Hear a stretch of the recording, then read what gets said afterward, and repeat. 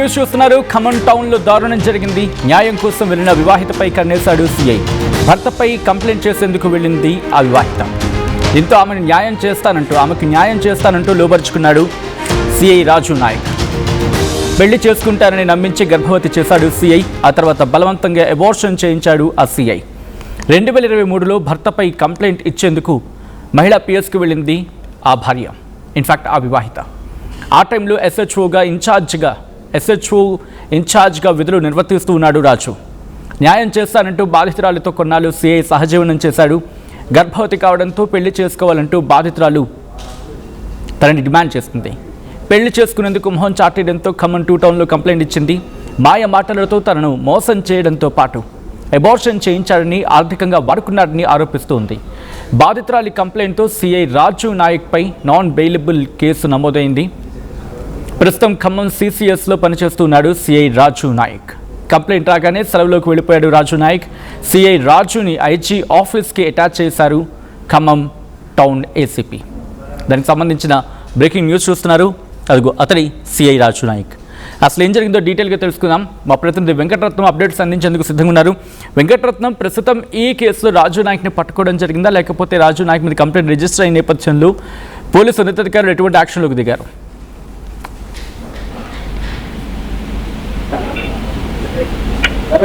వెంకటరత్నం, నా మాట వినిపిస్తోందా అండి?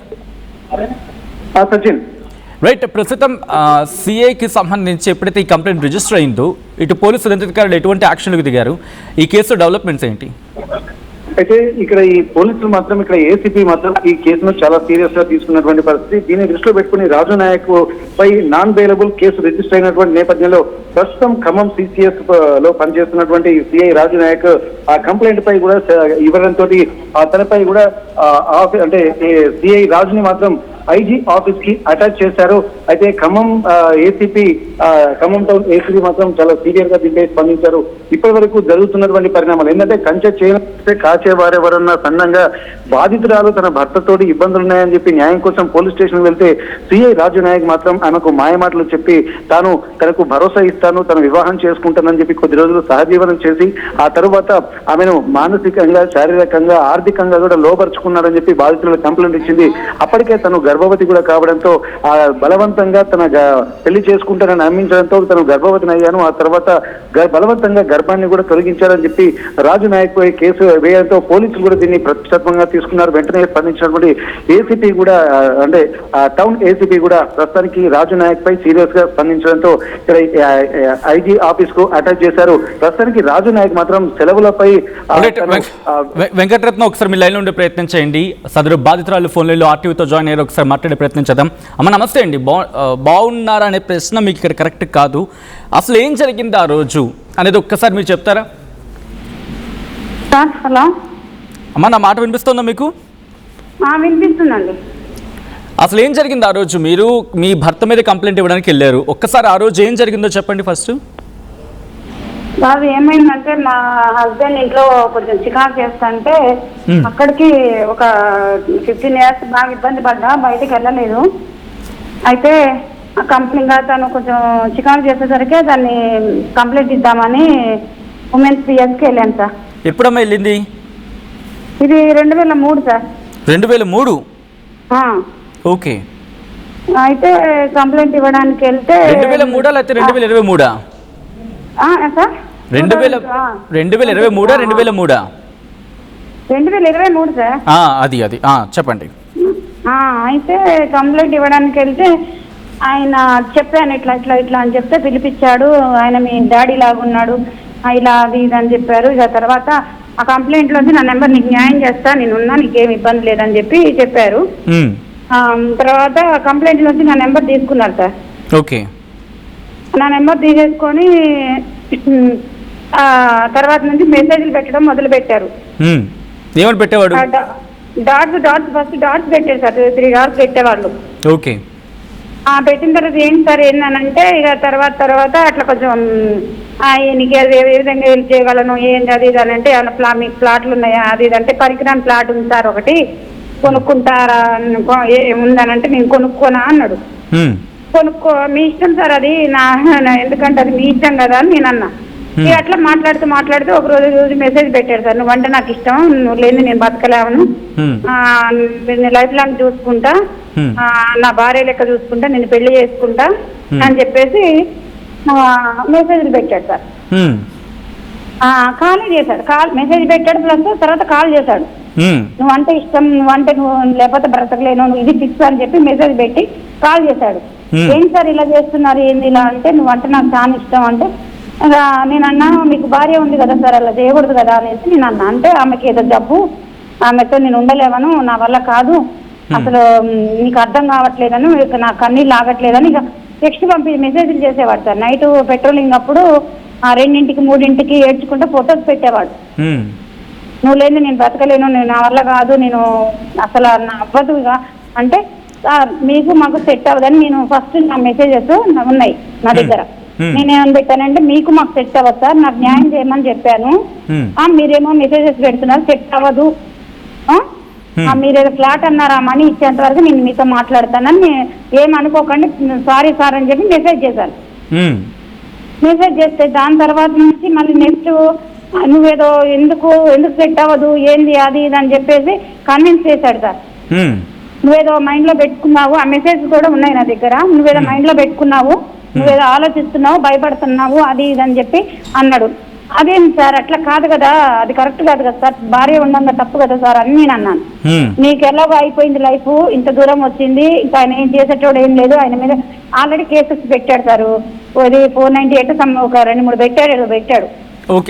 భర్త మీద పెట్టాడు. పెట్టిన తర్వాత అవి నడుస్తుండగానే ఇంకా నాతో పరిచయం పెంచుకొని మెసేజ్లు చేస్తూనే ఉన్నాడు. అట్లా ఏడ్చుకుంటున్నా, కన్నీళ్ళు ఆగట్లేదు, నా వల్ల కాదు, నేను లైఫ్ లాంగ్ ఉంటానని చెప్పేసి ఇక ఒకటే Bathini please please please please అని 25 సార్లు 10 సార్లు మెసేజ్ చేస్తారు.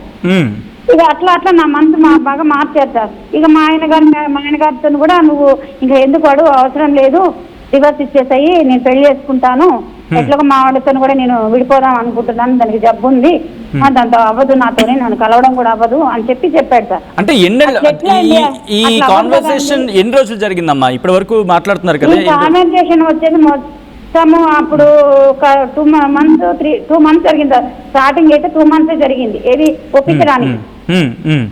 ఎక్కువ ఏ టైంలో మెసేజ్ చేసేవాళ్ళు ఆయన? ఎక్కువ ఏ టైంలో మెసేజ్ చేసేవాళ్ళు?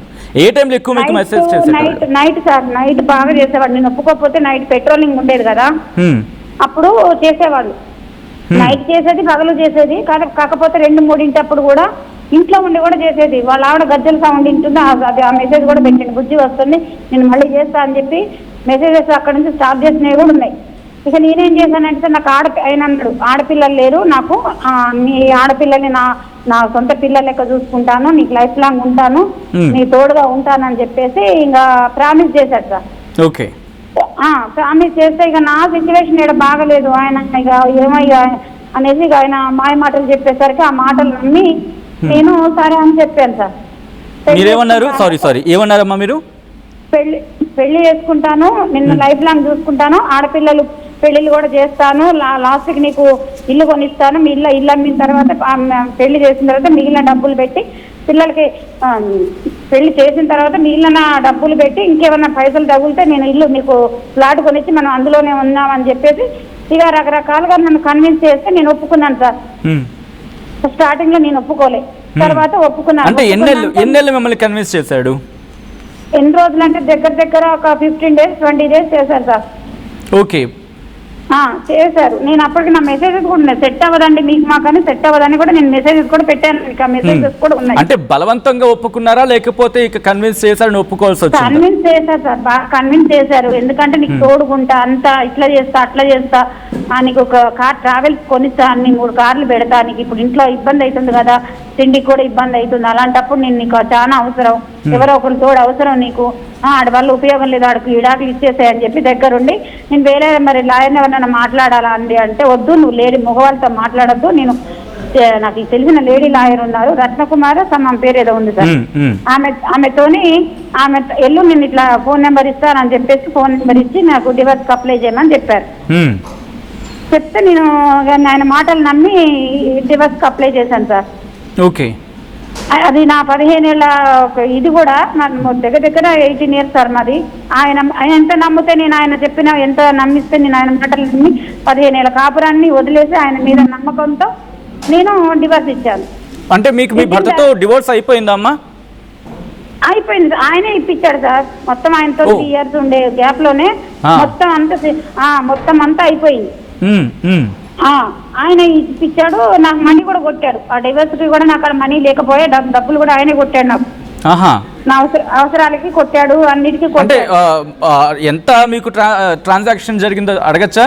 ఎంత డబ్బులు ఇచ్చాడు లేకపోతే ఏంటనేది? దగ్గర దగ్గర ఒక అంటే ఐడియా లేదు సార్. అన్నిటికీ కొట్టాడు. నాకు ఇంటి పన్ను కట్టడానికి కానీ, కరెంట్ బిల్లులు కానీ, ఇంట్లో మెయింటెనెన్స్ కానీ, దానికని దీనికని ఒక దగ్గర దగ్గర 13, 14, 15 lakhs దాకా ఉండే సార్.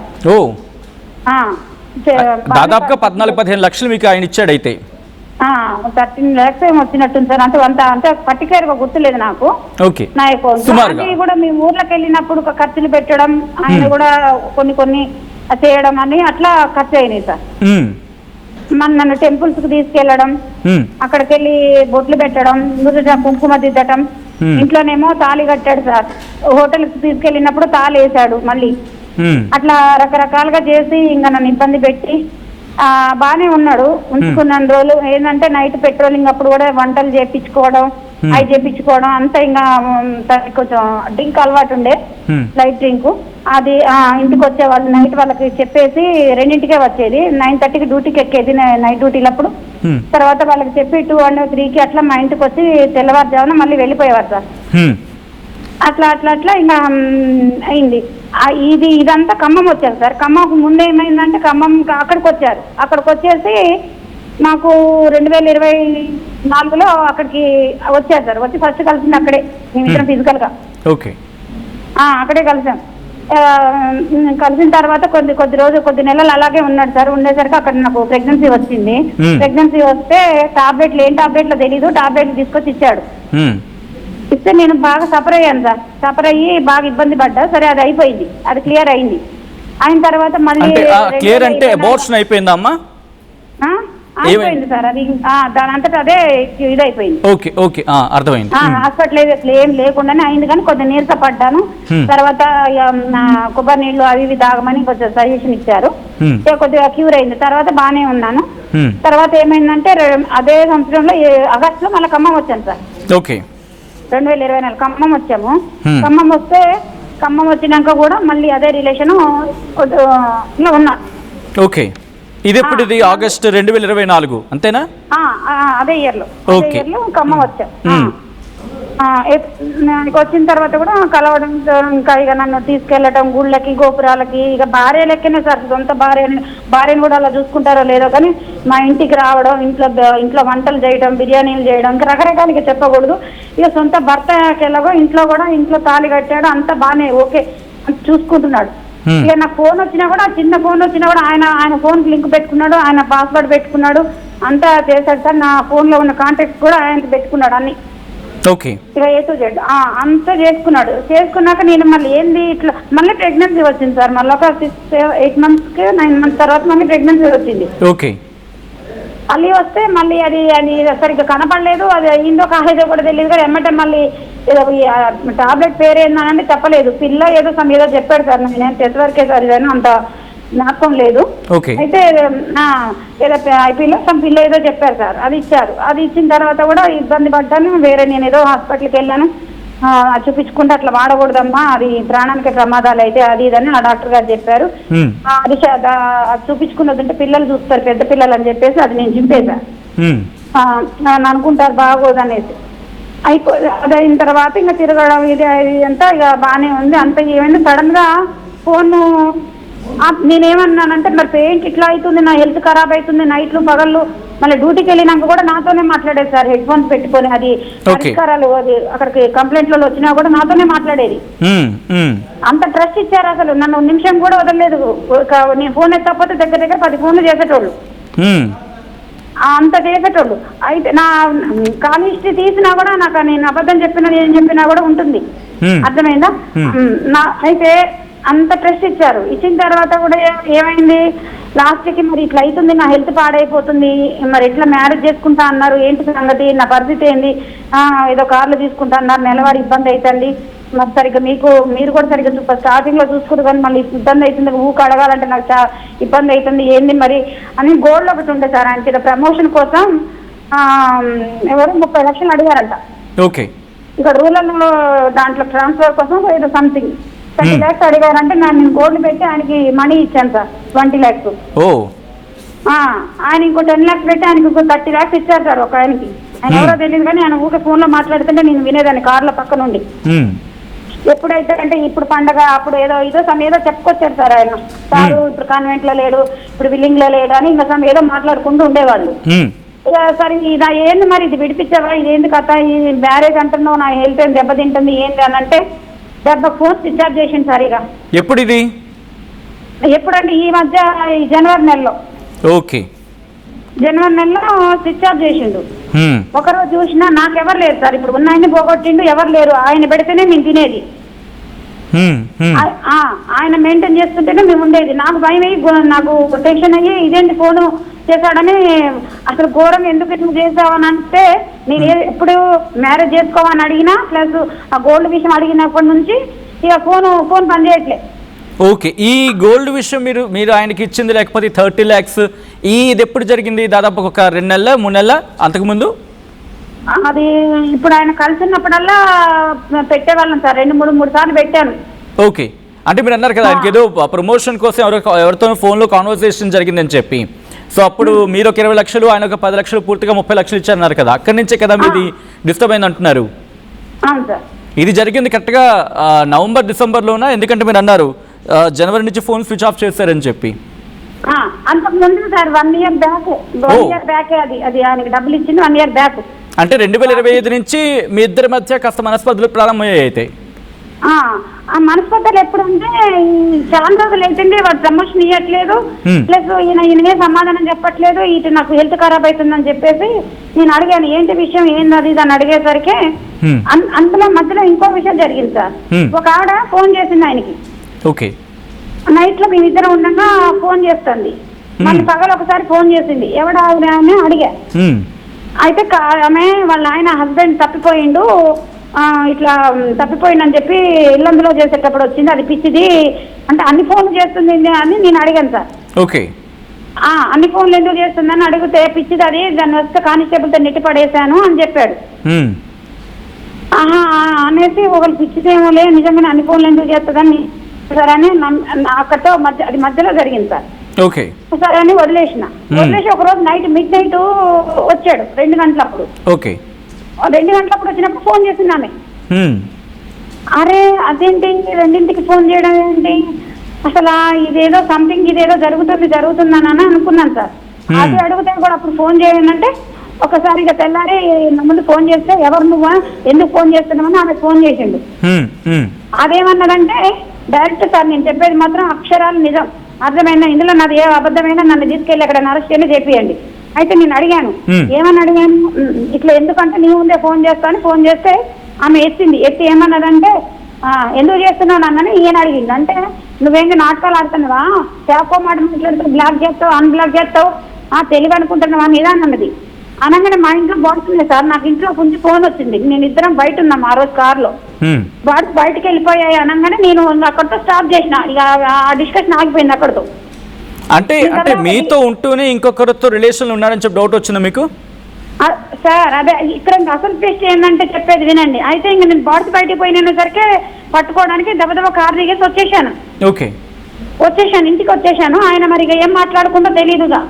అప్పటి నుంచి నాకు ఆల్రెడీ ఏదో సంథింగ్ ఇస్ గోయింగ్ ఏదో అర్థమవుతుంది నాకు, ఈయన తేడా అని ఆయనతో డైరెక్ట్ గా కూడా అన్నా, తేడా జరుగుతుంది అని అంటే నీ మొక్క నీ పిచ్చిదానివి, నువ్వు తేడా ఏంది, తేడా లేదు పోవట్లేదని ఇక నన్ను ఏదో కన్విన్స్ చేసుకుంటూ వచ్చాడు. ఓకే. ఒకరోజు నేను ఆమెకి ఫోన్ ఎందుకైనా మంచిదని ఆయన నెంబర్ నుంచి ఆ ఫోన్ నుంచి ఆ నెంబర్ తీసుకొని ఎవరమ్మా ఏంటి నువ్వు అని అడిగా. నువ్వెవరని అడిగింది. ఓకే. అంటే నేనెవరో సంగతి పక్కన పెట్టి సిఐ గారు నాతో మాట్లాడుతున్నారమ్మా, మేము రిలేషన్ లో ఉన్నాం, మ్యారేజ్ చేసుకుంటా అన్నాడు, అంటే నీకు భర్తున్నాడా అన్నది. అని కొద్దిగా ర్యాష్ మాట్లాడేసరికి నేనేం చేసా, నీతో నాకెందుకని పెట్టేసినా నాకు డౌట్ వచ్చేసింది సార్ అప్పటికి. ఓకే. ఇక పెట్టేసిన తర్వాత ఈ లోపల ఏం చేసిండు, ఇంకా ఈ డబ్బులును ఇది ఈ పెళ్లి గురించి చెప్పిన తర్వాత ఏం చేసిండు, ఇక ఫోన్ బ్లాక్ చేసిండు. బ్లాక్ చేసేసరికి నేనేం చేసిన,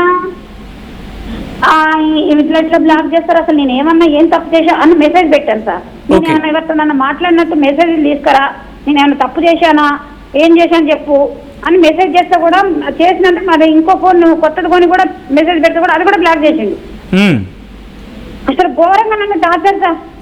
లాస్ట్కి ఫోన్ పే నుంచి మెసేజ్ పెడదామని నా బాధ చెప్పుకుందామని పెడితే అది కూడా బ్లాక్ చేసిండు.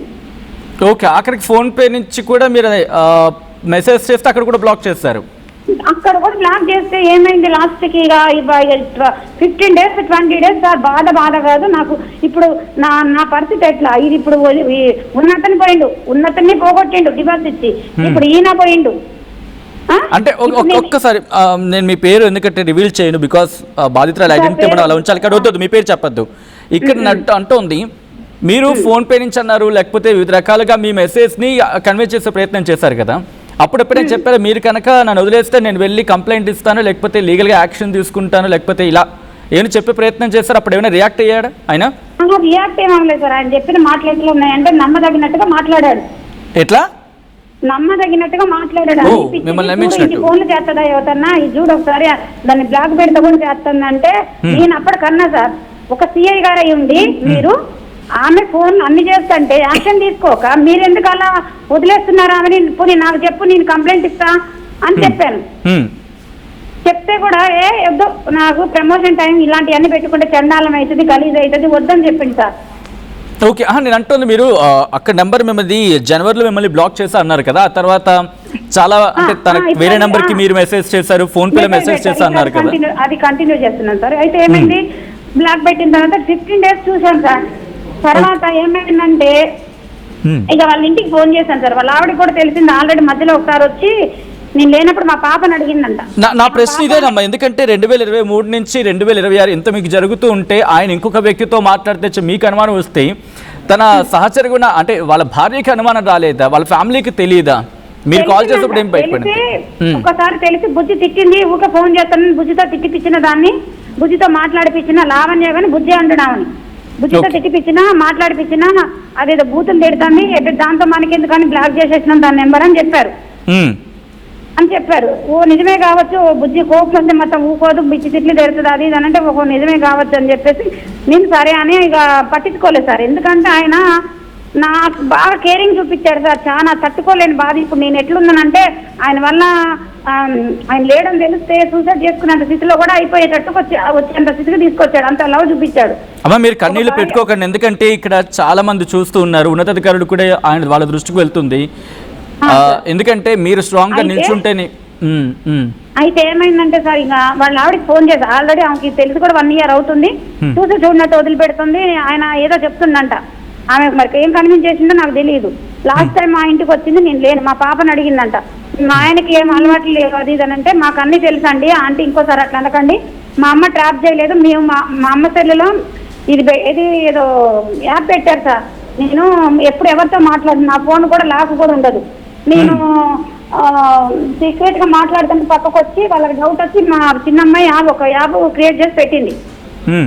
దానికి సాక్ష్యం మేమండి, మా అమ్మ ఒప్పుకోలేదు, మా అమ్మ ఇట్లా మాట్లాడింది, తప్పు మా అమ్మది కాదు మీ హస్బెండ్దే, ముందు మీ హస్బెండ్ని కరెక్ట్ చేసుకోండి, తర్వాత మా అమ్మతో మాట్లాడండి, అయినా కూడా మేము ఇప్పుడు ఎవరు లేకుండా బతుకుతున్నాం, మా జోలికి రావద్దు, మమ్మల్ని ఇబ్బంది పెట్టకండి, ఏదైనా మీ సార్ అంకుల్ మీరు మాట్లాడుకోండి, ఆ అంకుల్దే తప్పు ఉంది, మా అమ్మది తప్పు లేదని మా అమ్మకి పూత కూర్చుని చెప్పింది 20 సంవత్సరాల అమ్మాయి. మా అమ్మది ఏం తప్పు లేదు, అంకులే మా అమ్మని బలవంతంగా మాట్లాడిపియడం, మెసేజ్లు చేయడం ఇవన్నీ మాకు తెలుసా అంటే, మేము యాప్ పెట్టిందే మేము చూసింది మేము, మాకు తెలుసా అని, మా అమ్మ దగ్గర కూడా లేవు ఆ మెసేజెస్, మా దగ్గరే ఉన్నాయి, గట్లా మీరు వద్దంటే పిచ్చిగా ఇంటికి వచ్చి నాన్న చికాకు చేసింది, అది వీడియో ఫుటేజ్ కూడా ఉంది నా దగ్గర. కొట్టడానికి కూడా ఆ రోజు ట్రై చేసింది. అయితే ఆ రోజు వచ్చేసి ఏం చేసిండు, వచ్చి దెబ్బ ఆ విషయం తెలుసుకొని అట్లా మీ ఇంటికి వచ్చిందట, మా అమ్మాయి ఫోన్ చేసిందనంటే దాన్ని తీసుకొని వస్తాక నేను పోయాను, ఇంటికి వచ్చి ఇక నాన్న రద్దు చేశారు, ఇద్దరు కలిసి గొడవ చేస్తే పక్కన వాళ్ళందరూ ఇని పరుగు పోయింది సార్, దాన్ని తీసుకొని పోయింది, పిచ్చి బూతులు తిట్టుకుంటూ వెళ్ళిపోయింది, నీ తోలు వలుస్తా, నా మొగుడితో మాట్లాడితే ఇంకోసారి ఇంకో ఫోన్లు చేసిన అది చేసిన ఇది చేసిన అంటే నీకేం తెలుసు అని మాట్లాడుతున్నావు, నీకేం తెలియదు, ప్రాపర్గా అన్ని తెలుసుకొని వచ్చి మాట్లాడమ్మా నీకేం తెలియదు కాబట్టి నువ్వు తిడుతున్నావు, అట్లా కరెక్ట్ కాదని చెప్తే ఆయన కూడా తిట్టుకుంటూ పోయింది. అది అయిపోయిన తర్వాతనే ఇంకా అది డిసెంబర్ లో జరిగినట్టుంది. డిసెంబర్ లో కూడా జనవరి 4వ తారీఖు. ఓకే, ఎగ్జాక్ట్ గా, ఎందుకంటే సీసీ ఫుటేజ్ ఉంది మా ఇంట్లో. అయితే అది అయిపోయిన తర్వాత ఇంకా ఫోన్ బ్లాక్ పెట్టింది. బ్లాక్ పెడితే నేనేం చేశాను, ఇన్ని రోజులు 15 రోజులు అవుతుంది అనేసి ఎందుకు బ్లాక్ పెట్టాడని నేను డైరెక్ట్ గా ఆమెకే చేసా ఫోన్. నేను మాట్లాడేది ఒకటి ఉంది. అంటే రాజు నాయక్ వాళ్ళ భార్యకి కాల్ చేశారు మీరు డైరెక్ట్ ఆమెకే చేశాను సార్. ఎందుకంటే ఆమెకి ఫస్ట్ లో ఏం చెప్పాడంటే అబద్ధము, మా హస్బెండ్ డివోర్స్ నడిచేటప్పుడు ఒక ప్లాట్ ఒకటి ఊరికే నాది ఒత్తిది ప్లాట్ పెట్టాను సార్. అదే ఎందుకు ఎవరితో మాట్లాడుతాను అని ఫస్ట్ అడిగిందంట. మా ఆయనకు కూడా తెలిసి మా పిల్లలు యాప్ పెట్టారని చెప్పాను కదా, ఆ యాప్ మా సార్కి చూపించారు డివోర్స్ సమయంలో. ఆయన ఏం చేశాడంటే ఎత్తుకుతుండే ఏడా ఏందని గొడవలు పెడుతుంటే ఎత్తుకుతాడు. అంతలోకి మా ఇంట్లో ఫంక్షన్ అయితే ఒక 2.5 lakhs కొట్టారు సార్. నాది గోల్డ్ ఒకటి ఉంటే చైన్ అది తెచ్చుకుంటాను బ్యాంక్ లో ఉందంటే సరే అనేసి అమౌంట్ కొట్టాడు. ఎలా అంటే ఒక ట్రాన్సాక్షన్ లో ₹1,00,000 మించి పంపించడానికి అవ్వదు కదా, మీకు 2.5 లక్షలు కొట్టారు అంటే ఒక రోజు కాదు సార్, ఒకేసారి కాదు, టైం తీసుకున్నారు. టైం తీసుకొని కొట్టారు. ఓకే, టైం తీసుకొని కొట్టారు. 90 పోతున్నాయి కదా సార్, 90,000 పోతుంది. అట్లా టైం తీసుకొని కొట్టారు. నేను మీకు క్యాజువల్ గా చెప్తున్నా. అట్లా ఒక 2.5 ఎంతో కొట్టారు సార్. అది మా ఆయన ఎవరు పోలీస్ స్టేషన్ కి వెళ్ళినా మళ్ళీ వాళ్ళ వాడికి తెలిసినా ఏం మీరు నన్ను అడుగుతారు అనేసి ఒట్టిగానే నేనేం చేసిన అంటే ₹50 స్టాంప్ పేపర్ మీద ప్లాట్ అమ్మినట్టుగా రాపిచ్చాను సార్. 15 lakhs ఊరికైనా రాపిచ్చి పెట్టా. ఎందుకైనా మంచిది, మళ్ళీ మీకు వద్దు గొడవలు మాకు వద్దు గొడవలు అనేసి చేసా. ఎందుకు అంటే ఇక మళ్ళీ మీరు ఇబ్బంది పడతారు కదా అనేసి ఒట్టిగా రాపిచ్చిన. ఆమెకు అదే చెప్పిండంట, ప్లాట్ ఎందుకు మాట్లాడుతున్నాను ఫస్ట్ లో అడిగితే ప్లాట్ గీట అన్నాడంట, కానీ తర్వాత అన్ని చెప్పిండంట. లైఫ్ లాంగ్ ఉండమంటుంది, నన్ను ఇది చేయమంటుంది, అది ఇది అంటే అట్లెట్లా కుదిరిద్దని కూడా ఆమె అన్నదంట. అయ్యంతా వాళ్ళ మధ్యలో ఏం జరుగుతుంది అయితే ఇక నాకు తెలియదు. లాస్ట్ టైం ఏమైందంటే ఇంకా మాట్లాడే టైంలో నేనేం చేసిన అంటే 15 రోజులు అవుతుంది, నేను మాట్లాడాలంటే మీ సార్తో మాట్లాడాలి, మీరు ఊరికే ఒక 3 రోజులు టైం పెట్టింది సార్, లేరు ఇక్కడ అన్నది. మళ్ళీ 3 రోజుల తర్వాత కాల్ చేశా. మళ్ళీ 3 రోజుల తర్వాత కాల్ చేస్తే మళ్ళీ లేడని చెప్పింది. అరే సారు ఒక్కరోజు కూడా లీవ్ పెట్టరండి, లీవ్ ఇవ్వరు, సార్ లేకపోవడం ఏంది, జాబ్ మానేసారు ఇక్కడ, అట్లా కుదిరిద్ది అని అంటే సార్ హైదరాబాద్ లో ఉన్నారు, మరి ఏంటి విషయం నాకు చెప్పరాదన్నది. నేను సార్తో నాకు ఇష్యూ అండి, నేను సార్తో నేర్చుకుంటా, నేను సార్తోనే మాట్లాడతా అని చెప్పిన. అంటే అన్నింది ఆమె సార్ హైదరాబాద్ లో ఉన్నది పోయి మాట్లాడుకుంటావా అన్నది. మా అమ్మాయి యానిమేషన్, మా అమ్మాయి ఏదో వేరే ట్రై చేసుకుంటుంది, అక్కడే ఉంటుంది, తను దించి నేను మాట్లాడమంటే మాట్లాడుకుంటా. ఎందుకంటే ఇన్ని డేస్ అవుతుందండి మరి మాతో మాట్లాడక, మరి మేమైతే మాట్లాడేది ఉంది ఖచ్చితంగా మాట్లాడారా. మరి మొత్తం ప్రయత్నం అంతా జరిగి అదే సార్ ఇప్పుడే జరిగింది అసలు నన్ను చేసిన మోసం ఏంటో. అయితే హెల్ప్ మీ దగ్గర వెళ్ళి మా ఆయన గారు ఫోన్లు ఉండవు, నా ఫోన్ గైడింగ్ చేస్తా నీకు వెళ్ళు కలు అన్నది. సరే నాకు ఏదైతే అమ్మా ఆయన కలవటం ముఖ్యమో మాట్లాడడం ముఖ్యమో అని చెప్పిన. అంటే సరే అని చెప్పింది. నేను వెళ్తే పిల్లర్ నెంబర్ దగ్గరకు రా అన్నది. నేను అన్నా నువ్వు ఉన్నావా పక్కన అన్నా. అంటే ఉంటే ఏమైందన్న, నువ్వుంటే ఈ ఖమ్మంలోనే మాట్లాడుకోవచ్చు కదా, హైదరాబాద్కి వచ్చి పిల్లర్ నెంబర్ల దగ్గరకు రమ్మంటున్నావు, ఇంటికాడికి ఆ రోజు వచ్చి అంత చికాకు చేసినావు, మళ్ళీ నువ్వుండి ఇదేంది ఇదంతా గోలా అంటే బండ బూతులు తిట్టింది సార్. లంజం ముందు వాళ్ళ దేవస్థ ముందు ఒక సిఐ గారి ఉండి పిచ్చి బండ బూతులు తిట్టింది. అంటే ఇదంతా ఫోన్ అంటే మీరు వెళ్ళారా అండి ఇక్కడ అక్కడికి? నేను వెళ్ళాను సార్, హైదరాబాద్ వెళ్ళాను. వెళ్తే ఆయన ఉన్నాడు అప్పుడు? ఆయన ఉన్నాడు, పక్కనే ఉన్నాడు. ఆ ఉన్న విషయం నాకు చెప్పలేదు. ప్రీ ప్లాన్డ్ గా భార్యతోని వదిలించుకున్నామన్నా మరి సంథింగ్ ఏదో నేను అడిగినందుకు ఏదో జరిగింది.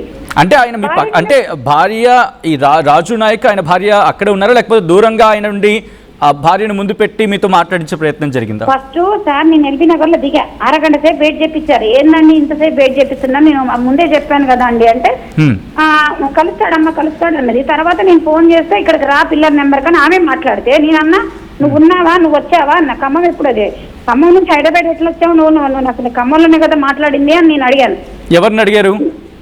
రాజు భార్యని, సిఐ రాజు భార్యని అడిగితే అవన్నీ నీకెందుకే అది ఇదని ఏదో మాట్లాడితే నేనన్నా నీకేం తెలుసని మాట్లాడుతున్నావే, నువ్వు అసలు మనిషివేనా, ఒక ఇదేనా, నాకు నన్ను హెల్త్ పరంగా దెబ్బతీశాడు, నాకు ప్రెగ్నెన్సీలు పోయినాయి, నన్ను ఇప్పటిదాకా నువ్వు ఇన్నిసార్లు అడిగినా కూడా నేను మొత్తం చెప్పలేదు, ఎందుకంటే నీకు ఇబ్బంది పడతావు, మళ్ళీ నీకు ఏదైనా ప్రాబ్లం అవుతుందని నీకు చెప్పలేదు, సార్ ఏం చేశాడో నీకు తెలియదు, నీకు ఎందుకు అలాగ మాట్లాడుతున్నావు, ఆయన నీతో మాట్లాడాల్సిన అవసరం నాకు లేదు, నీ గురించి నాకేం చెప్పాడో నాకు తెలియదు, నా గురించి నీకేం చెప్పాడో నీకు తెలియదు, నీకేం తెలుసో నాకు తెలియదు, నేను నీతో మాట్లాడదలుచుకోలేదని ఎన్ని బూతులు అంటే సార్ అది రికార్డు కూడా ఉంది, వాయిస్ రికార్డు ఉంది. ఫస్ట్ బూతులు తిరిగితే వామ్మో నేను సార్ నేను చౌదరీస్ని నేను మాట్లాడకూడదు, ఎందుకంటే వాళ్ళ మాటలు నేను పడకూడదు, నేనన్నా నీతో మాట్లాడాల్సిన అవసరం నాకు లేదని అనమాట ఫోన్ కట్ చేసి బస్సు ఎక్కబోతున్నా సార్. జస్ట్ ఎక్కడ విజయవాడను ఖమ్మం బస్ స్టాప్ దగ్గర బస్సు ఎక్కబోతున్నా. హలో ఉన్నారా సార్? చెప్పండి. బస్ ఎక్కబోతుంటే ఏమైంది, ఎమ్మటే కాల్స్ మీద చేస్తుంది ఆమె నెంబర్ నుంచి. ఏంటమ్మా ఒక ఆడదాని ఏంటి ఆడదాం బాగా అర్థం చేసుకోవాలి, నువ్వు ఏంది అలా తిడుతున్నావేంది? ఒక్క నిమిషం మేము మీకు జూమ్ లింక్ పంపిస్తాం, కుదిరితే జూమ్ లింక్లో జాయిన్ అవ్వండి. మీ ఐడెంటిటీ ఎక్కడ బయటపడదు, మీరు కావాల్సిన ముఖానికి చున్ని లాంటిది ఏమైనా కట్టుకొని మాట్లాడే ప్రయత్నించండి. ఎందుకంటే మీ బాధ ఈరోజు తెలుగు ప్రజలకి తెలియాలి, ఎందుకంటే ఇది మీ ఒక్కరి బాధ కాకపోవచ్చు. ఇటువంటి వ్యక్తులు ఇంకా సొసైటీలో ఉంటే, ఇటువంటి ఒక పొజిషన్లో ఉన్న వ్యక్తి ఎటువంటి అరాచకాలకు పాల్పడితే వాళ్ళందరికీ బుద్ధి కావాలి, వాళ్ళందరికీ బుద్ధి జరిగేలా ఉండాలి మీకు కదా. ఒక్కసారి మీరు మా టీం మిమ్మల్ని కాంటాక్ట్ చేస్తుంది, జూమ్ లైవ్లో వచ్చే ప్రయత్నం చేయండి. ఎందుకంటే మీ బాధ ఈ ప్రపంచానికి తెలియాలి, మీ కన్నీళ్ళు ఈ ప్రపంచం చూడాలి. తెలుగు ప్రజలు ఈ కథ ఏం జరిగిందో తెలుసుకోవాలి, తెలుసుకున్న తర్వాత సిఐ కూడా రియాక్ట్ కావాలి. ప్రస్తుతం ఆయన ఒక కీ పొజిషన్లో ఉన్నారనేది వినిపించే మాట కాబట్టి ప్రస్తుతం ఆ అంశం మీద ఆయన కూడా రియాక్ట్ కావాలి. ఎందుకంటే ఆరోపణలు వచ్చిన సందర్భంలో దట్టు ఇటువంటి సిచ్యువేషన్స్, న్యాయం కోసం ఒక మహిళ పోలీస్ స్టేషన్కి వెళ్తే పోలీసులు ఏం చేస్తూ ఉన్నారు అని ఒక క్వశ్చన్ రైజ్ అవుతుంది కదా ఇప్పుడు. ఎందుకంటే వ్యవస్థలో ఒక వ్యక్తి తప్పు చేస్తే ఆ వ్యవస్థ మీదే మరక పడుతుంది, ఆ వ్యవస్థ అంతా కలిసి ఆ మరకను తుడుచుకోవాల్సిన సందర్భం వస్తుంది. కాబట్టి భర్తపై ఫిర్యాదు చేసేందుకు వెళ్ళిన ఒక మహిళకు న్యాయం చేస్తానంటూ లోబర్చుకున్నాడు సిఐ రాజు నాయక్ అనేది మహిళ ఆరోపిస్తున్నమాట. పెళ్లి చేసుకుంటానని చెప్పాడు, నన్ను గర్భవతిని చేశాడు, 2 సార్లు గర్భవతిని చేశాడు, ఆ తర్వాత ఆ గర్భాన్ని ఒక మాత్రలు ఇచ్చి ఆ గర్భాన్ని తొలగించాడు, ఆ తర్వాత బలవంతంగా అబార్షన్ జరిగింది, నేను చాలా ఇబ్బంది పడ్డాను అంటూ కూడా బాధిత మహిళ చెప్పుకుంటూ వస్తోంది. 2023లో భర్తపై కంప్లైంట్ చేసేందుకు వెళ్ళింది మహిళా పిఎస్కు సదరు బాధిత మహిళ. ఆ టైంలో ఎస్హెచ్ఓ ఇన్ఛార్జ్గా విధులు నిర్వహిస్తూ ఉన్నాడు రాజు.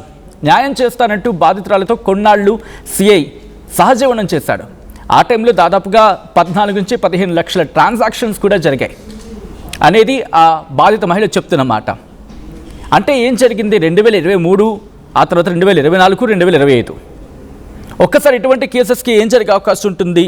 ఇంట్లో భార్యతో ఏమైనా ఇష్యూస్ ఉన్నాయనుకోండి, ఇష్యూస్ ఉన్నప్పుడు వేరే మహిళ తోడు కోరుకునే సందర్భంలో ఈ మహిళకి అంటే ఇంట్లో భార్యకు విడాకులు ఇచ్చి ఇంకొక భార్యతో లేకపోతే ఇంకొక మహిళతో వివాహం చేసుకునే అవకాశం ఉంటుంది. అటువంటి చట్టాలు కూడా మన దగ్గర ఉన్నాయి, చట్టం అవకాశం కల్పిస్తోంది ఒకవేళ ఇబ్బంది అనుకుంటే. అంతే తప్ప నా భార్యకి రోగం ఉంది, నా భార్యకు అది ఉంది, నేను తనతో ఉండలేను అని చెప్పి ఇంకొక వ్యక్తిని లోబరుచుకొని, అది కూడా ఒక మహిళ ఒక మనిషి మీద ఆధారపడిన మహిళ తన భర్తతో ఏదో విడాకుల ఇష్యూ లేకపోతే ఏదో ఇష్యూ వచ్చిన తర్వాత ఆమె అవకాశాన్ని ఆసరాగా చేసుకొని ఇటువంటి దుర్మార్గపు చర్యకు పాల్పడితే సమాజం ఒప్పుకుంటుందా? ప్రస్తుతం ఇదే క్వశ్చన్స్ రైజ్ చేస్తున్నారు సదరు మహిళ. గర్భవతి కావడంతో పెళ్లి చేసుకో అని చెప్పి బాధితురాలు డిమాండ్ చేస్తుంది. ఎక్కడ చూడండి ఇదే కేసులు. అసలు ఇటువంటి సందర్భంలోనే ఆ బాధిత మహిళ ఏమంటోంది, నేను అతగాడి మాటలకి మాయమాటలు నన్ను లోబర్చుకునేలా చేశాయి, నా అవసరం నేను నమ్మేశాను, అటువంటి నమ్మబలికాడు, అది ఇస్తాను ఇది ఇస్తాను 3 కార్లు ఇస్తాను అంత డబ్బులు ఇస్తాను అని చెప్పి మాయమాటలు చెప్పాడు. మాయమాటలతో తనని మోసం చేశాడు అనేది ఆ బాధిత మహిళ చెప్తున్నమాట. దీంతో అబార్షన్ చేయించాడు, ఫినాన్షియల్గా వాడుకున్నాడు. నాకు ఇచ్చింది 14-15 లక్షలు అయ్యిండొచ్చు కాక, తిరిగి తనకి పొజిషన్ కోసం ప్రమోషన్ కోసం నా దగ్గర ఉన్న నగలను అమ్మి 20 లక్షలు ఇచ్చాను అనేది ఆ బాధిత మహిళ ఆర్టీవీతో ఎక్స్క్లూసివ్గా మాట్లాడుతూ తన బాధను వెలుబుచ్చుకుంది. బాధితురాలు కంప్లైంట్ చేయడంతో సిఐ రాజు నాయక్పై ఇప్పుడు నాన్ బెయిలబుల్ కేసు నమోదైంది. మరి ఎక్కడున్నాడు? ప్రస్తుతం ఖమ్మం సిసిఎస్లో పనిచేస్తూ ఉన్నాడు సిఐ రాజు నాయక్. కంప్లైంట్ రాగానే సెలవులో వెళ్ళిపోయాడు రాజు నాయక్. సిఐ రాజుని ఐజీ ఆఫీస్కు అటాచ్ చేసింది ఖమ్మం పోలీసులు. అటాచ్ చేయడం జరిగింది. సదరు బాధితురాలు ఆర్టీవీతో ఎక్స్క్లూజివ్గా మాట్లాడింది. మీరు కొంచెం బ్యాక్ వెళ్ళి కనుక చూస్తే బ్యాక్వర్డ్ చేసుకుని చూస్తే కనుక మీకు అర్థమవుతుంది తను మాట్లాడింది. మరి కాసేపట్లో ఆ బాధిత మహిళ జూమ్ లైవ్లోకి రాబోతోంది, లైవ్లోకి జాయిన్ కాబోతుంది. అసలు ఏం జరిగింది, ఎప్పటి వరకు వీళ్ళిద్దరి మధ్య కాస్త నార్మల్గా ఉండింది, మరి ముఖ్యంగా రాజు భార్యకి తెలిసిన తర్వాత ఏం జరిగింది, వీళ్ళిద్దరి మధ్య ఎటువంటి సాన్నిహిత్యం ఉండేది, అది ఎక్కడి వరకు దారితీస్తుంది, ఎందుకు వదిలించుకున్నాడు, తన భాషలో చెప్పాలంటే బాధిత మహిళ భాషలో చెప్పాలంటే నన్ను వదిలించుకున్నాడు. ఇటు జనవరిలో కంప్లీట్గా ఫోన్ స్విచ్ ఆఫ్ చేసేసాడు. ఫోన్పే నుంచి ట్రై చేసి ఫోన్పేలో అక్కడ మెసేజ్ చేసినా అక్కడ కూడా బ్లాక్ చేశాడు. ఇక తప్పని పరిస్థితుల్లో రాజు నాయక్ భార్యకు కాల్ చేయాల్సి వచ్చింది. రాజు నాయక్ భార్యకు కాల్ చేస్తే తను మాట్లాడింది. తను మాట్లాడితే ఒక ప్లేస్కి రమ్మంది, ఒక హైదరాబాద్కి రమ్మంది. హైదరాబాద్కి వచ్చాను. హైదరాబాద్కి వచ్చిన తర్వాత ఏదో పిల్ల నెంబర్ చెప్పింది. అక్కడికి వెళ్ళిన తర్వాత తిట్టని తిట్టు లకారాలతో నన్ను తిట్టింది. లా అంటూ కొన్ని పదాలను ఉపయోగించింది. నేను ఆ భాష నేను చెప్పే ప్రయత్నం చేయలేను. నన్ను చాలా దుర్భాషలాడింది అనేది ఆ బాధిత మహిళ ఆరోపిస్తూ ఉంది. ఒక్కసారి ఆలోచించండి, అటువంటి ఘటనలు ఎంతవరకు సమాజానికి మంచిది? ఒక కంప్లైంట్ ఇచ్చిన తర్వాత కంప్లైంట్ని వాళ్ళ అవకాశాన్ని రైట్ బాధిత మహిళ జూమ్ లైవ్లో జాయిన్ అవుతున్నారు. ఇటు ఒక ఫోన్ లైన్లో కంటిన్యూ అవుతున్నారు. ఒకసారి మళ్ళీ వెళ్ళే ప్రయత్నం చేస్తాను. అమ్మ, మీరు ఇందాక చెప్పుకొచ్చారు, మీరు హైదరాబాద్ వచ్చారు, అంటే రాజు నాయక్ భార్యతో మీరు మాట్లాడుతున్నారు, మిమ్మల్ని చాలా దుర్భాషలు ఆడారు అంటున్నారు. ఆ తర్వాత ఏం జరిగింది? బూతులు తిట్టింది సార్, బూతులు తిట్టింది. తిట్టగానే నీతో మాట్లాడాల్సిన అవసరం నాకు లేదమ్మా, నేను తప్పు చేయలేదని చెప్పేసి నేను జస్ట్ ఒక 2 minutes అయితే బస్ ఎక్కేదాన్ని సార్. ఫోన్ చేసింది, నీకు దండం పెడతా, నువ్వు రా మాట్లాడుకో, సింగిల్గా మాట్లాడతావా, నువ్వు సింగిల్గా మాట్లాడతావు అంటే నేను సార్తో మాట్లాడదామని వచ్చానండి, సిఏ గారితో మాట్లాడదామని వచ్చాను. మరి మీరెందుకు వచ్చి కల్పించుకున్నారు మధ్యలో? మీకు ఇప్పుడు అవసరం ఏంటి? మీకు నాకున్న బాధ నేను చెప్పుకుందామని వచ్చిన మధ్యలో మీకెందుకండి? మధ్యలో మీరెందుకు కల్పించుకుని అడ్డమైన తిట్లు తిడుతున్నారు? ఒక సాటి మహిళ అయ్యండి, మహిళ బాధను అర్థం చేసుకుంటా ఏం జరిగిందో ఏంటో అని నువ్వు తెలుసుకున్నావా? పోనీ తెలుసుకున్నావే, ప్రయత్నం చేసినావా? నువ్వు చేయలేదు. మళ్ళీ పోగ ఇంటి వచ్చినట్టు తిడతావా నువ్వు అనేసి నేను అనేసి అంటే లేదు, నీకు దండం పెడతా రా రా అని ఓ గట్టిగా వాళ్ళు వేరే నిధులు సార్, వాళ్ళు వేరే క్యాస్ట్ గట్టిగా మొత్తుకునేసరికి ఇక సరే మాట్లాడతాలే అని ఇన్నిసార్లు అనేసరికి సరే సార్ ఒకరైతే నేను మాట్లాడతా అంటే నేనున్న దగ్గరికి రాండి అని ఎల్బీ నగర్ బస్ స్టాప్ దగ్గరికి రమ్మన్నాను సార్. రమ్మంటే సరే అని పంపించింది. పంపించడం కూడా ఏం చేశారంటే వీళ్ళు ప్లాంట్ గా ఆమెని వెనకాల ఒక 100 మీటర్లు 200 మీటర్ల దూరంలో దించినట్టున్నాడు సార్. ఆమెను దించి నన్ను కారు ఎక్కించుకున్నాడు. నేను ఒక్కనే వస్తున్నానని నాతో అబద్ధం చెప్పేసి అసలు ఆమె ఉన్న హైదరాబాద్ వచ్చిన సంగతే చెప్పలే. ఒకనొక రోజు నా భర్త ఈ గొడవ తెలిసినాక కొట్టడానికి ట్రై చేసి నేను ఆయన్ని కాపాడా 3 సార్లు. ఏడాయన ఎక్కడున్నట్టు చెప్పు అడ్రస్ అని డిబాస్ మధ్యలో కాపాడితే ఈయన చేశాడు, తన భార్యను దగ్గర పెట్టుకొని నన్ను ట్రిప్లో కొట్టించాడు. చూడండి, ఏం జరిగింది? తీసుకొచ్చి భార్యను తీసుకొచ్చి అంతలోకి నేను కారు ఎక్కాను సార్. నెక్స్ట్ కారు ఎక్కాను. ఎక్కి ఏంటి ఇట్లా చేసినావు, ఏందిదా అది ఇది అని అంటే ఏదో నా మీద ఏదో ఎలిగేషన్స్ పెట్టాడు సార్. నువ్వెవరితో నా ఫోన్ లో మాట్లాడుతున్నా అది ఇది అంటే నువ్వు చూసాక నువ్వు ఏదైనా ఉంటే నాకు క్లియర్ గా నువ్వు చెప్పు, అర్థమైందా? నాది ఏదైనా తప్పు ఉంటే నువ్వు తీసుకొచ్చి బయట పెట్టు, అర్థమైందా? నువ్వు ఇలాంటివి చెప్పక నాకని మాట్లాడుతున్నాను సార్. జస్ట్ వచ్చిందిగా వచ్చేసి లంజాముండా నువ్వు కార్ల ముందు సీట్లో కూర్చుంటావా అంటే ఆమె అసలు ఇప్పుడు ఆ టైంలో లేదు సార్, నా తప్పు కూడా లేదు, ఆమె లేదు కాబట్టి నేను కూర్చున్నాను. నువ్వు ముందు కూర్చుంటావా లంజాముండా అనేసరికి ఎమ్మటే ఆగని పైగా చేశాడు సార్. కార్లో ఎక్కని ఫస్ట్ నువ్వు కారు ఎక్కని చెప్తే అరుణ నువ్వు వెనకాల కూర్చో అంటే వద్దు సార్ నేను మాట్లాడలేమని నా వల్ల కలగో నేను వెళ్ళిపోతున్నా అంటే లేదు లేదని కారు దిగొచ్చి తప్ప కారు ఎక్కించాడు సార్ నన్ను. కారు ఎక్కిచ్చేసేసరికి నేను రాను అంటే కూడా బలవంతంగా ఎక్కిచ్చేసాడు వెనకాల. బలవంతంగా ఎక్కియంగానే కొద్ది దూరం ఇట్లా తీసుకుపోయింది సార్. నా చుట్టూ అందుకుంది. ఇక మాంబో సార్ ఇంత పెద్ద ఇది చేస్తుందని ఇక నాకు ఊపిరి ఆడట్లేదు సార్. నాకు ఇక ఆమె ఆల్రెడీ ఆయన పెట్టిన టార్చర్ కి టెన్షన్ కి కొంచెం అంటే ఏం జరిగింది? ఎందుకంటే మీరు టార్చర్ అంటే ఏం చేశారు? టార్చర్ అంటే ఏం చేశారు మిమ్మల్ని? కారులో జుట్టు పట్టుకొని సార్ ఇట్లా వంగబెట్టి దబా దబా దబా ఇట్లా గుద్ది ఇట్లా చున్నీతో గట్టిగా ఇట్లా ఇట్లా ఇట్లా ఫస్ట్ ఈ చేతులతోనే చెంపలే కొట్టింది, జుట్టు గట్టిగా నా మార ఊడొస్తుందేమో అనుకున్నాను సార్. కనీసం పక్కన మరి అన్నాడు ఒక మనిషి కావాలని లేదో తెలియదు కానీ తను తప్పేం లేదు, అంత నా తప్పే అని చెప్పిండు. ఆయన కూడా ఆ మహిళ వినకుండా నా జుట్టు ఊడొచ్చేదేమో కొద్దిసేపు అయితే అనిపించినట్టు అంత గుంజి కొట్టేసి చెంపలు కొట్టి చున్నీ ఉంటుంది, నేను డ్రెస్ వేసుకుంటాను సార్, ఆ చున్నీని బట్టి ఇట్లా ఇట్లా గట్టిగా నొక్కింది సార్. ఇట్లా నొక్కి నోట్లో ఇట్లా గుడ్డలు పెట్టేసి కచ్చిపోయేదో ఉంది. నేను ఇలా అద్దం కొడుతున్నా కూడా ఒక ఇద్దరు ఆపారు, ఏం జరుగుతుంది ఏందని అడిగారు. ఏం లేదు వెళ్ళిపో అని అంటుండు. మధ్యలో 2 times నేను డోర్ తీసుకొని ముందు నుంచే చేస్తుంది. వామ్మో ఇదంతా డేంజర్ అసలు అని చెప్పి నాకు ఊపిరి ఆడట్లేదు సార్. నాకు అప్పుడు మీరు ముందు సీట్ లో ఉన్నారా వెనకాల సీట్ లో ఉన్నారండి? నేను వెనకాల సీట్ లోనే ఉన్నా, జుట్టు అందుకుని ముందు గుంజుకుంది నన్ను. ఓకే, ఆవిడ ముందు సీట్ లో ఉన్నారు. ముందు సీట్ లో ఉండి ఇట్లా సైడ్ టర్న్ తిరిగి నన్ను ముందు గుంజేసుకుంది. ఓకే, నేను మధ్యలో కూర్చున్నాను కదా సార్, అది ఇప్పుడు 2 సీట్ల మధ్యలో నేను కూర్చున్నా. మా 2 సీట్ల మధ్యలో నేను కూర్చున్నా. ఎంత దూరం ఉంటుంది, ఇక్కడ జుట్టు పట్టుకోగానే వంగిపోయాను నేను. దన్న ఈప్ మీద వేసింది, ఎట్లా గట్టిగా పిడిగుద్దులు గుద్దింది. గుద్దేసరికి ఇక వదిలి గంట సేపు ఎంతసేపు సార్, చాలా సేపు పట్టుకుంది అసలు. నాకు తర్వాత నాకు అది తగ్గడానికి ఆ హెడ్ పెయిన్ దగ్గర 10 days పట్టింది. అయితే ఏం చేసింది, పట్టుకున్నాక వదిలిచ్చిన తర్వాత నేనేం చేసి చిన్న కార్ స్లోగానే పోనిస్తాండి గొడవ జరుగుతుంటే. ఏమంటే కార్ డోర్ తీసుకొని దిగపోతే నా కార్ డోర్ లో ఇరుక్కుంది సార్. ఇరుక్కున్నా కూడా అదేం చేసింది, డోర్ వేస్తుంది, మళ్ళీ దెబ్బ దిగి డోర్ వేస్తుంది. ఆమె కొంచెం పక్కకుండా బట్టి నేను నెట్టకుండా వచ్చి దాంట్లో చేశాడు. ఆయన బలంగా కార్ మళ్ళీ లోపలికి వేసాడు సార్. నాకు డోర్ గట్టిగా నొక్కి కూడా కాళ్ళు ఉందని చెప్తుంటే కూడా వినిపించుకోకుండా డోర్ నొక్కేశాడు. ఎవరు ఆయన? రాజు సిఐ రాజు నొక్కేసి లోపలికి ఆయన బలంగా ఉంటాడు కదా సార్, బలం ఇలా పెట్టి తోసేసాడు సార్ కార్లోకి. ఓ సార్ నా వల్ల కాలేదు సార్, అది నేను చెప్పలేను అసలు. అది తలుచుకుంటేనే నాకు వణుకు వస్తుంది. మళ్ళీ తీసుకొచ్చి అదేం చేసింది, నేను పారిపోతున్నాను అన్నది వెనకాల కూర్చొని చెంపటి మీద పెళ్ళ వాయించుతుంది. అట్లా తిప్పి ఎన్ని గంటలు తిప్పారు సార్. నీకు ప్రెగ్నెన్స్ అని చెప్పినావు, మళ్ళీ ప్రెగ్నెంట్. నేను మళ్ళీ మొన్న లాస్ట్ టైం కలిసాను సార్. ఆ ఎవిడెన్స్ మాయం చేశారు. ఏది ఎక్కడ దాన్ని ఏమంటారు, హన్మకొండలోను. ఆ ఎవిడెన్స్ అక్కడ కలిసామమ్మా.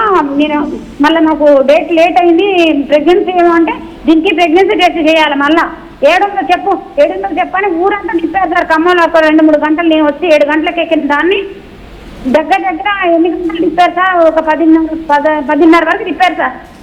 లాస్ట్ ఫైనల్ వాళ్ళకి కాల్ వచ్చింది. 2 సార్లు ట్రై చేస్తే తప్పించుకుందామని కుదరలే, లోపల వేసేసారు నన్ను. 3వసారి ఇద్దరు కలిసి ఇక కాల్ వచ్చింది, మళ్ళీ ముందుకు పోయి కాల్ వస్తే కాల్ మాట్లాడుతుంటే లాస్ట్ టైం నేను కారు దిగి ఉరకలేక చెప్పులు కింద పడేసి ఒక 1/2 kilometer పరిగెత్తాను సార్. నా వెనకాలే పరిగెత్తిండు ఆయన కూడా.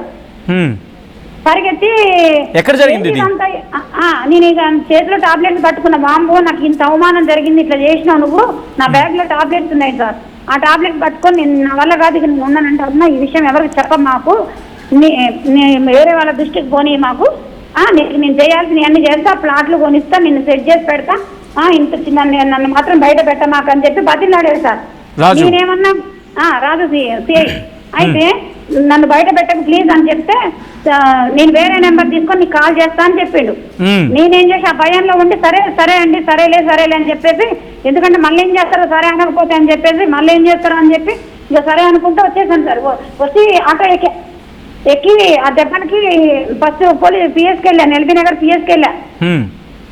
పిఎస్కి వెళ్తే అక్కడికి వెళ్తే ఏంటమ్మా ఏంది అది అంటే, సంవత్సరం ఇట్లా జరిగింది సార్, ఇట్లా జరిగింది, ఇట్లా ఇది సంగతి, మీ ఇద్దరు ఇట్లా రిలేషన్ లో ఉన్నాము, ఇట్లా పెళ్లి చేసుకుంటా అన్నారు, ఇట్లా చేశాడు సార్, భార్యని తెలియకుండా తీసుకొచ్చి ఇట్లా అటాక్ చేయించండి నా మీద, ఇట్లా చంపుదామని ప్లాన్ కూడా చేశారు కానీ కుదరలేదు సార్ అది అని అంటే, వాళ్ళతో మేనేజ్ చేయించుకొని సరే ఫస్ట్ వాళ్ళు ఏం చేశారు, హాస్పిటల్కి పోమన్నారు సార్. గవర్నమెంట్ హాస్పిటల్కి వెళ్తే నాకు ఆ భయంతో ఏం చెప్పాలో గొంతు నిలిపిన సంగతి చెప్పలే.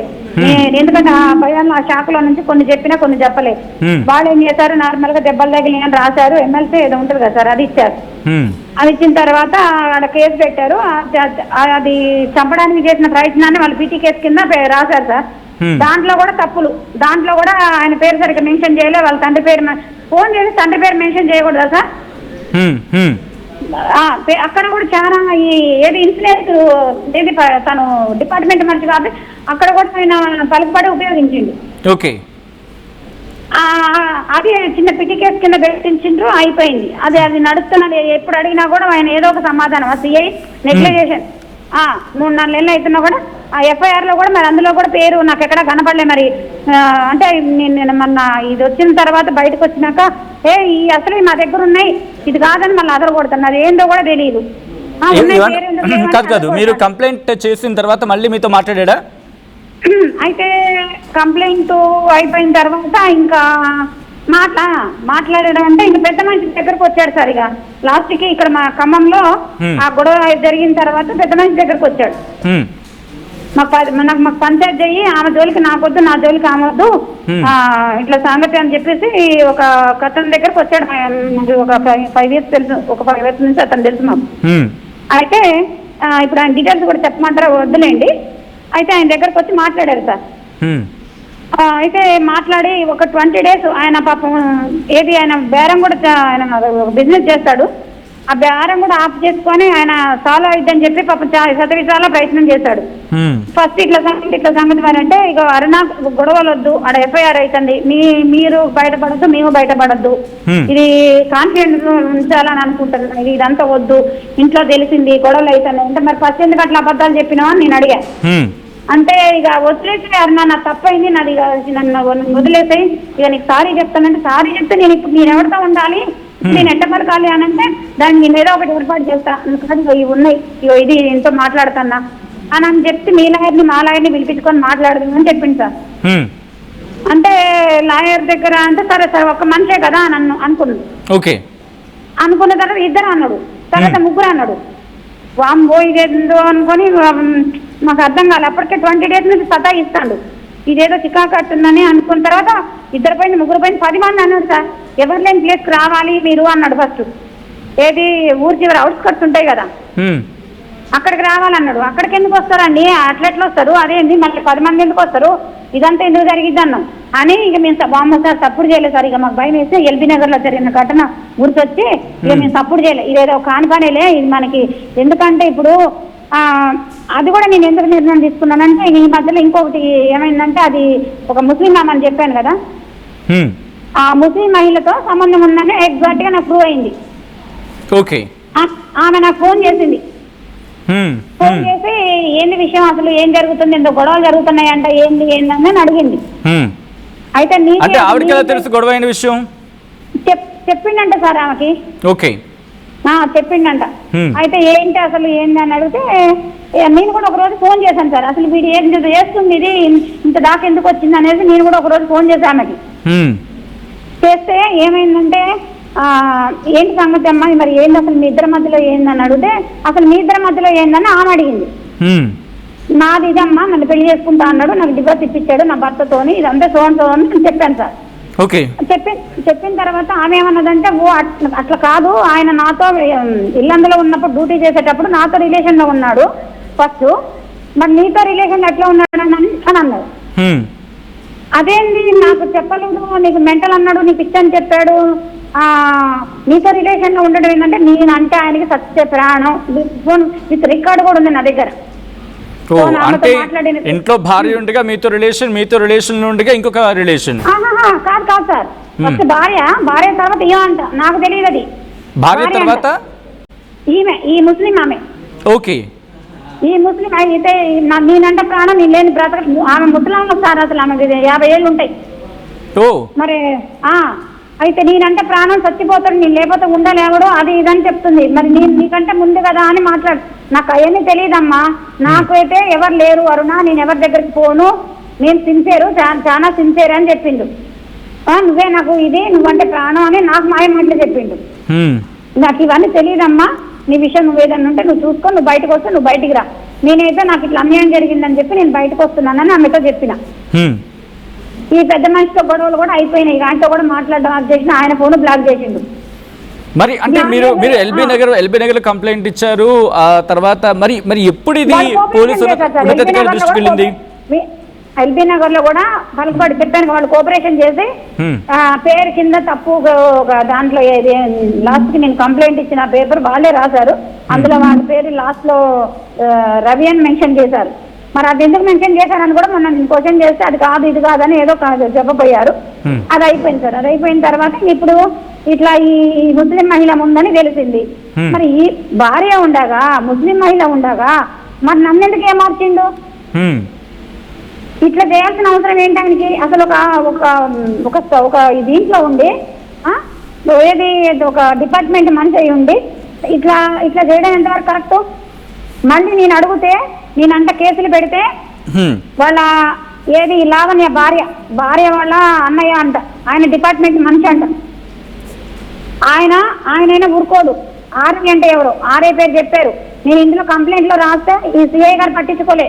సార్ వాళ్ళట నన్ను ఏదో చేస్తారట, బెదిరిస్తున్నారు, నువ్వు కంప్లైంట్ ఇస్తే ఏదో నువ్వు ఉట్టిటి పేపర్ ఆ రోజు నేను చెప్పాను కదా సార్ 50 రూపాయలు స్టాంప్ పేపర్ మీద పెట్టానని, ఆ ట్రాన్సాక్షన్ అంతా నేను బతకడానికి వేసే డబ్బులు, ఆ డబ్బులు అంతా నేను ప్లాట్ కట్టినా నేను రిజిస్ట్రేషన్ చేయట్లేదని నా మీద రివర్స్ లో కంప్లైంట్ ఇస్తారట.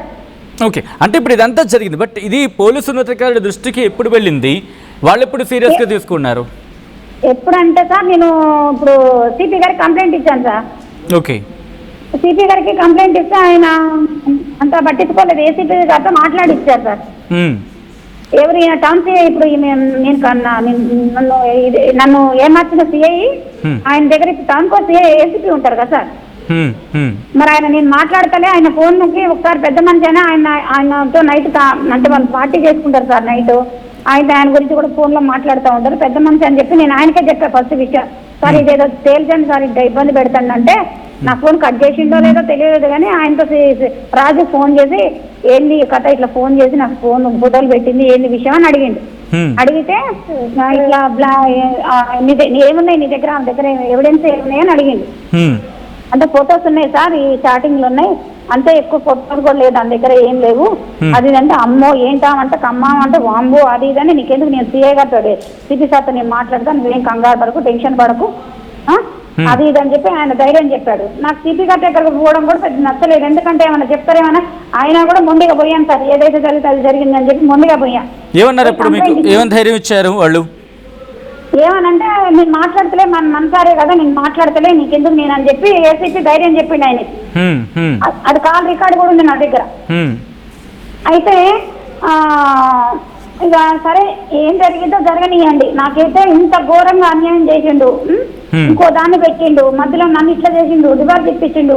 ఇప్పుడు నేను ఎవరి దగ్గరికి వెళ్ళాలా, నేను ఎట్లా తిండి తినాలా, ఎట్లా బ్రతకాలా, నా పొజిషన్ ఏంది, అమ్మో నా వల్ల కాదు, లేకపోతే నా ఇద్దరు పిల్లలు ఏమవుతారు, ఆడపిల్లలు, నాకు ఏ దిక్కు లేదు, ఆసరా లేదని ఇక నేను ధైర్యం చేసేసి. అమ్మ మీరు ఏం కోరుకుంటున్నారు? ఎందుకంటే మీ డిమాండ్ ఏంటి, లేకపోతే మీరు ఏం కోరుకుంటున్నారు? ఎందుకంటే మీరు అక్కడికి వెళ్ళి కంప్లైంట్ అయితే చేశాను, సిపి గారికి కంప్లైంట్ చేసిన తర్వాత ఏమన్నారంటే ఆయన 15 days డిలే అయింది సార్, లీవ్స్ వచ్చాయి, 15 days డిలే చేశారు, ఏదో ఎంక్వైరీ అంటే అందులో ఎంక్వైరీలో జెన్యూన్ అనే వచ్చింది సార్. అడిషనల్ ఎంక్వైరీ రామానుజన్ సార్కి సిఫార్సు చేశారు కేసుని. ఆయన మొత్తం ఎంక్వైరీ చేసి అదంతా చేసి ఎంక్వైరీ రిపోర్ట్ అంతా చేసి అక్కడికి పంపించారన్నారు. నేను తిరగడం అయింది, పొద్దున్న పోయి సాయంత్రం దాకా అక్కడ కూర్చున్న రోజులు కూడా ఉన్నాయి సార్. అట్లా పడిగాపులు కాసి తిండి తిప్పలు లేకుండా పోతే ఇంకా ఇది వదిలినట్టే ఉందని ఇంకా చేశారు సార్. చేసిన తర్వాత రిపోర్ట్ వచ్చింది, జెన్యూనే సార్ అని చెప్పారు. అక్కడ ఉన్న వాళ్ళు పేర్లొద్దు కానీ అక్కడ వర్క్ చేసే వాళ్ళు డైరెక్ట్ విన్నారు. సార్ ఆడు ఫ్లాట్ ఏదో అర్థం పెట్టుకొని పాప మా అమ్మాయిని ఇబ్బంది పెడతాడు, ఆయన చేసింది తప్పు సార్, ఫాల్స్, ఇది జెన్యూన్ కేసే సార్ అని చెప్పి సిపి గారు చెప్పడం జరిగింది. జరిగితే అప్పుడు ఎమ్మటే 2 town కి ఫోన్ చేశారు సార్. చేయగానే ఎమ్మటే ఇద్దరిని పిలిపించారు, రాజు సిఐని నన్ను పిలిపించారు. పిలిపించాక భార్యను తీసుకొని వచ్చాడు. నేనన్నా భార్య నువ్వు నా దగ్గర పడుకోవడానికి వచ్చినప్పుడు భార్యను తీసుకురాలి, ఊర్లకు పిలిపించినప్పుడు భార్యను తీసుకురాలి, ఇప్పుడు ఆమె వస్తుంది నేను మాట్లాడిన సార్ అని వెళ్ళిపోయా.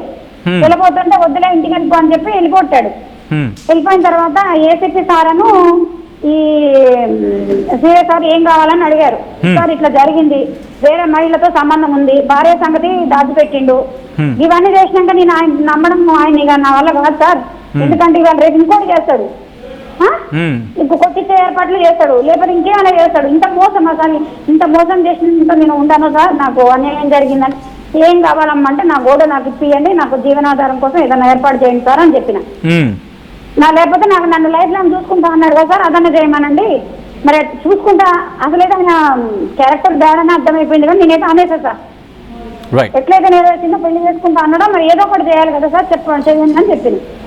చెప్తే అరుణ వద్దు కేసు ఆయన అన్నాడు చేశారు అన్నారు ఇదంతా కాదు కేసు పెట్టండి ఆయన కూడా అబద్ధాలు చెప్పారు సార్ 15 days లో లోపల పడ్డాడు ఆయన అది ఇది అని చెప్పి కేసుకు కూడా నన్ను ముందుకు పెట్టిండు ఇవన్నీ జరుగుతాయి కేసులు అంటే చికాకులు అయితే అవి అయితే ఈ అయితే అనేది ఏమి చెప్పలేదు నాకు టెస్టులు ఉంటాయి అవి ఉంటాయి ఇవి ఉంటాయి నేను ఏమి చెప్పలేదు అంతే అమ్మట అన్నాడు అరుణ వద్దు మనం బయటపడద్దు నువ్వు బయటకు రా నువ్వు ఇద్దరం మాట్లాడుకుందాం అని చెప్పి ఇద్దరం పక్కనే కూర్చున్నాం ఎవరు రాజు సార్ నేను సరే అండి మరి మీ మాట ఎందుకు కాదనగా సరే కేసులు కూడా బయటపడడం ఎందుకు లేండి మళ్ళీ కుటుంబాలు బయట వేసుకుంటే బాగోదని చెప్పేసి నేను కూడా సరే అని చెప్పాను సార్ సరే అన్న దానికి సార్ 3 నెలలు 2 నెలలు సతాయించింది సార్ ఏది అక్కడ పంచాయతీ చేయట్లే పెద్ద మనుషుల్లో రావట్లేదు ఫోన్లు లేవు ఇక ఈ మధ్యలో నేను ఏసీపీ గారికి కంప్లైంట్ ఇచ్చిన మధ్యలో నేనేం చేశానంటే డీజీపీ గారికి ఫ్యాక్స్ ద్వారా నేను కంప్లైంట్ చేశాను సార్ పోస్ట్ చేసేసరికి అది మరి అది ఎట్లయిందో తెలియదు కానీ ఆయన అక్కడ నుంచి తీసి మరి ఐజీ గారికి ఇక్కడ అటాచ్ చేశారు అన్నట్టు తెలిసింది ఇక ఇది అప్పటి నుంచి అసలు అడ్రస్ లేదు సార్ ఇది ఇక్కడేమో ఇక్కడ కూడా ఈ కంప్లైంట్ లో కూడా తప్పులు రాశారు సార్ నేను 3 పేజీలు కంప్లైంట్ మొత్తం అయితే మీరు ఒకటే కోరుకుంటున్నారు మీకు మీ డబ్బులు మీకు తిరిగి ఇప్పించాలి దాంతో పాటు మీకు ఎంత నష్టపోయారు కాబట్టి ఏదో ఒక జీవనాధారం ఆయననే కల్పించాలి లేకపోతే ఎక్కడో చోట మీకు ఎలాగైనా ఒక జీవనాధారం కల్పించాలి రైట్ అంతే కదా అదే సార్ అదే అనుకున్నాను సార్ రైట్ అది జరగాలని కోరుకుందాం right thank you so much అమ్మా ఆర్టీవీతో జాయిన్ అయ్యి మీ బాధను చెప్పే ప్రయత్నం చేసినందుకు సిఐ రాజు మీరు కనుక ఈ స్టోరీ వింటూ ఉంటే ఫస్ట్ మీరు ఈ ఆరోపణలకు సంబంధించి రియాక్ట్ కండి ఎందుకంటే భార్య ఉండగా ఇంకొక భార్య ఉండగా ఇంకొక మహిళతో సంబంధం పెట్టుకోవడం తప్పు అండ్ అది కాకుండా ఇంకొక మహిళ ఒక బాధ్యతాయుతమైన స్థానంలో ఉన్న వ్యక్తి మీరు దట్టు మీరు లీగల్గా ఒక మహిళకి భర్త స్థానంలో ఉన్నప్పుడు విడాకులు లేకుండా ఇంకొక మహిళతో ఎలా వెళ్తారండి ఇప్పుడు ఇదే క్వశ్చన్ రైజ్ అవుతుంది మీరు ఇంకోసారి పోలీస్ స్టేషన్లో ఒక సిఐగానో లేకపోతే ఒక అధికారిగా కూర్చునే ముందు దీనికి సమాధానం ఇచ్చి అప్పుడు కూర్చోండి లేకపోతే మీ అంతటా మీరే ఆ కుర్చీకి అన్యాయం చేసిన వాళ్ళు అవుతారు ఆ కుర్చీకి అమర్యాద ఆ కుర్చీకున్న స్థాయిని పోగొట్టిన వాళ్ళు అవుతారు అండ్ పోలీసు ఉన్నతాధికారులు కూడా బహుశా మీరు ఆ స్థాయికి చేరుకున్నారంటే ఎంతో కష్టపడి చేరుకుని ఉంటారు ఏసీపీలు కావచ్చు సిపిలు కావచ్చు వాడో ఇట్ మేబీ మీకు మళ్ళీ ప్రత్యేకంగా చెప్పాల్సిన అవసరం లేదు ఎందుకంటే సొసైటీ మీరు మాకన్నా ఇంకా గట్టిగా చూస్తారు but what the request not a request it's a demand అనుకోండి తప్పులేదు ఆ వ్యక్తికి సంబంధించి ఆరోపణలు ఎదుర్కొంటున్న సందర్భంలో న్యాయం చేసి ఇదిగో ఇది ఆ మహిళకి మేము చేసిన న్యాయం అని చెప్పండి ఎందుకంటే ఒక పోలీసు వ్యవస్థలో ఒక పోలీస్ మీద వచ్చిన మరకని తుడిచిపెట్టే ప్రయత్నమా లేకపోతే ఆ మరకని చెరిపేసే ప్రయత్నమా లేకపోతే ఆ మరకని ఇదిగోండి మేము ఇలా క్లియర్ చేశామని చెబితే పోలీసు వ్యవస్థ మీద ఇంకా నమ్మకం కుదురుతుంది పెరుగుతుంది ఇప్పటికే రోడ్డు మీదకి వెళ్ళి పోలీసు వ్యవస్థ అని అడిగితే జనాలు ఏం సమాధానం చెప్తారో నాకన్నా మీకే బాగా తెలుసు అందరికీ ఆపాదించిన ఉద్దేశం కాదు బట్ ఇంకా కొన్ని కరెక్షన్స్ ఉన్నాయి ఇంకా కొంతమంది ఇదిగో ఇలాంటి వాళ్ళు ఉన్నారు ఉండొచ్చు మీరు ఒక యాక్షన్ తీసుకుంటే ఒక కమిషనరేట్లోనూ లేకపోతే ఒక స్టేట్లోనూ ఒక యాక్షన్ తీసుకుంటే ఒక స్టేట్లోనూ కానీ ఒక డిస్ట్రిక్ట్లో కావచ్చు ఒక కమిషనరేట్ కావచ్చు లేకపోతే స్టేట్లో కావచ్చు ఒక యాక్షన్ తీసుకుంటే ఇట్ షుడ్ రిప్లికేట్ మిగిలిన సిచ్యువేషన్స్లో ఇది ఒక ఎగ్జాంపుల్గా ఉంటుంది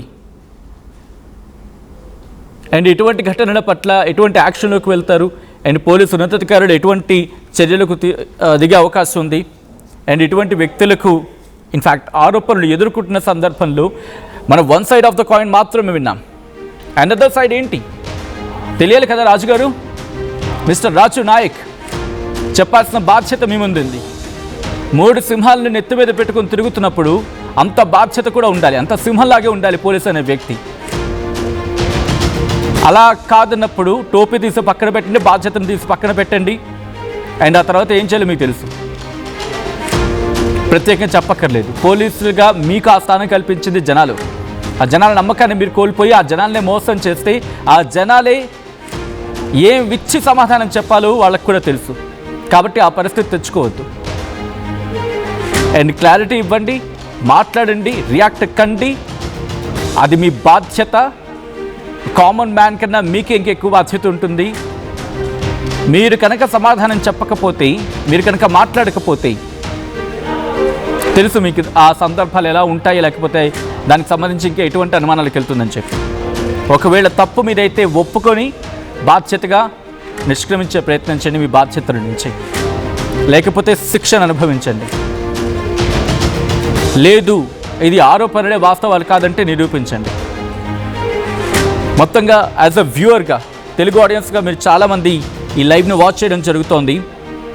ప్రస్తుతం ఆ బాధిత మహిళ చెప్పిన అంశాలు మీరు విన్నారు. ఇంతవరకు ఆమె చెప్పిన దాంట్లో పూర్తిగా మాత్రం రాజు నాయక్ తప్పుంది నిర్మోహమాటంగా, ఆమె వెర్షన్ ప్రకారం చూస్తే. సో మీరేమనుకుంటున్నారు? మీ అభిప్రాయాన్ని చెప్పే ప్రయత్నం చేయండి. అండ్ ఇటువంటి ఘటనలు ఏమైనా ఉంటే ఆర్టీవీ దృష్టికి తీసుకొచ్చే ప్రయత్నం చేయండి. అండ్ ఆర్టీవీ ఎప్పుడు ప్రజల పక్షాన్ని నిల్చుంటుందని చెప్పి stand with that word comment చేసే ప్రయత్నం చేయండి.